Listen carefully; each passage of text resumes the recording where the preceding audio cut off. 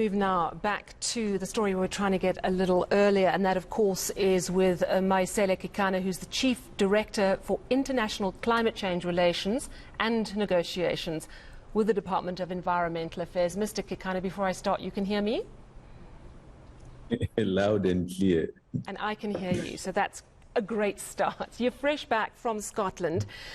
Talk to me first. Do you have any details on the conditions attached to this 130 billion rand in finance available to South Africa? Sally, as the Minister said in her briefing today, this is just an offer.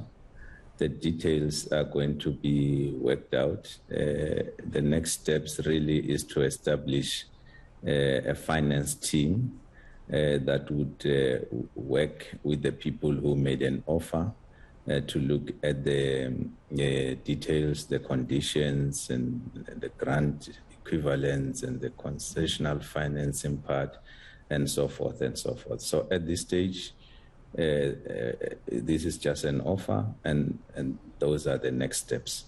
Right. But of course, that money is going to be crucial in helping South Africa make that transition to greener energy, with hopefully not losing jobs in the process. So let's move now to where the conference ended. There was a deal that came out of Glasgow, and that, of course, will be worked on again next year in Egypt when the COP conference meets again.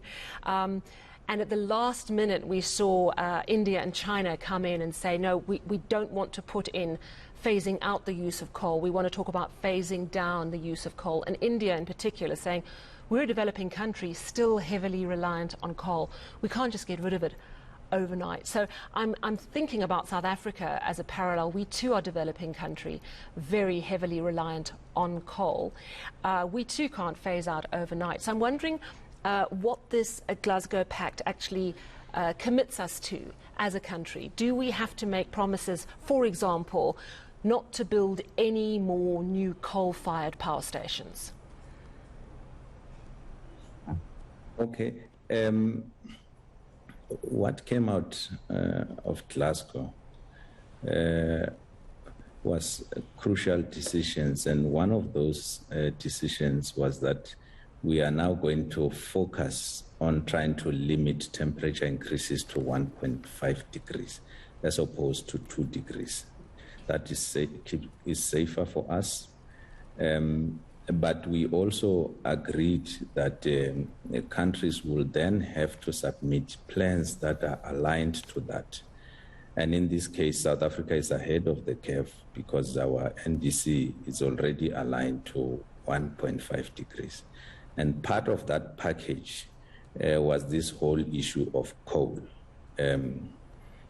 We raised concerns as South Africa. We raised concerns with our colleagues in the basic countries, which is Brazil, South Africa, India, and China, where we wanted to point out the inaccuracies of the statement that was before us. We therefore worked on a new version. So the version that served before the plenary was not coming from India. It was coming from all of us as the basic countries. India was our leader as the basic countries.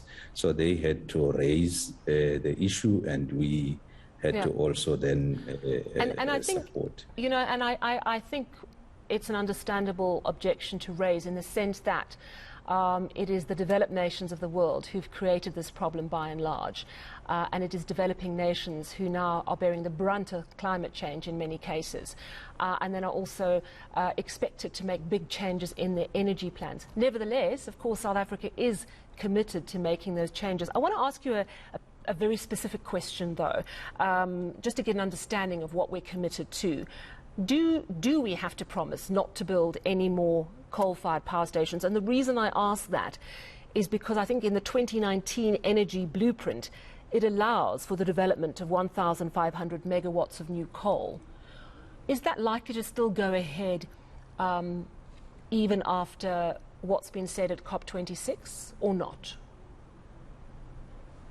That issue was not part of Glasgow. What was on the table was the coal phase out. That was what was on the table. And let me just tell you one thing that you might not be aware of.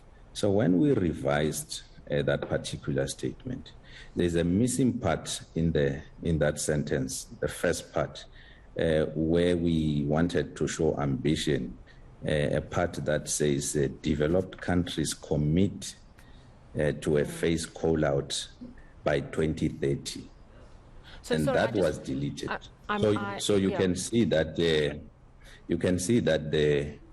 countries that are asking a lot from us, they themselves are not prepared to commit to such decisions. And there are so many things that still have to negotiate. I suppose I'm just trying to get to the specific answer on what is our position as a country on these new coal builds. Are we going to go ahead with them because we have to?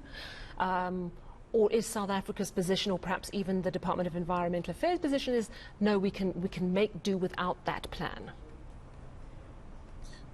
Unfortunately, that sit with the minerals and energy. Well, not really. And here's no. Here's the thing. When it comes to climate change, it touches on so much. It touches on water, it touches on oceans, it touches on forestry. So I suppose what I'm looking for from you as the Department of Environmental Affairs is a position. Would you be saying, look, let's try not to build those coal-fired stations because the emissions are just too dirty? We've already got power stations that are too dirty. Let's focus on green energy more. Or is it out of your hands? Is that what you're telling me?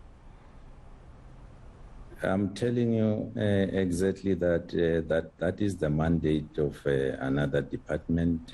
However, we make our views known to them, and they take appropriate decisions. So if you want a clear answer on that particular issue, I'm afraid you'll have to ask them. All right, we'll leave it there. Thank you very much for your time this evening. That is Maesela Kekana. He's Chief Director for International Climate Change Relations and Negotiations with the Department of Environmental Affairs, confirming that in fact South Africa, as part of BRICS, was also very much behind not the phasing out of coal, but the phasing down of coal in that clause in the deal.